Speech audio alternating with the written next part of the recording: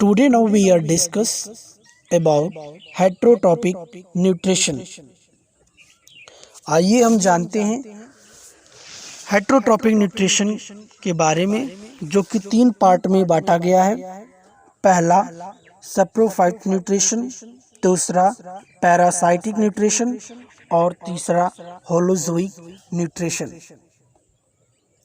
पहला saprophyte nutrition, the mode of nutrition in which organisms obtain food from dead and decaying matter, organic matter। वह organism जो अपना भोजन सले गड़े पदार्थों से बनाते हैं वह कहलाते हैं saprophyte nutrition. For examples bacteria, fungi. दूसरा parasitic nutrition, the mode of nutrition in which organisms obtain food from another organism without kill them। वह ऑर्गेनिज्म जो अपना भोजन बिना किसी को मारे ग्रहण करते हैं उसे हम कहते हैं parasitic nutrition. For examples mosquito.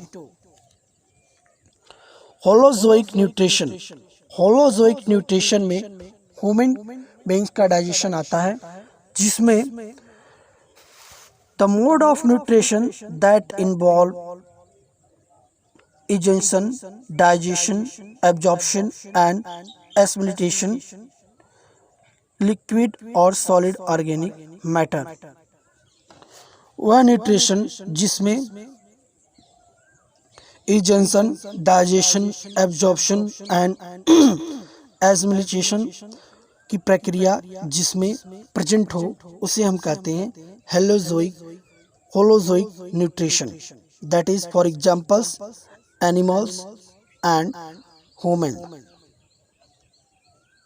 तो ये रहा सैप्रोफाइटिक न्यूट्रिशन का, जो कि फिर एक बार देख लीजिए कि सैप्रोफाइट न्यूट्रिशन वह ऑर्गेनिज्म होते हैं जो अपना फूड सड़े गले पदार्थों से बनाते हैं, उसे सैप्रोफाइट न्यूट्रिशन कहते हैं।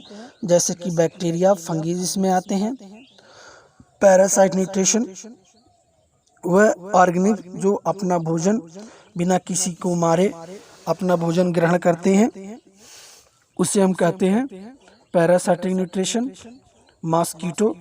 Holozoic nutrition, the mode of nutrition वह ऑर्गेनिज्म जिनके अंदर injection, digestion, absorption and elimination जो भी ये सब होते हैं, यह प्रक्रिया जिसमें होती हैं वह होलोजोइक न्यूट्रिशन में आती हैं, जैसे एनिमल्स एंड ह्यूमन्स।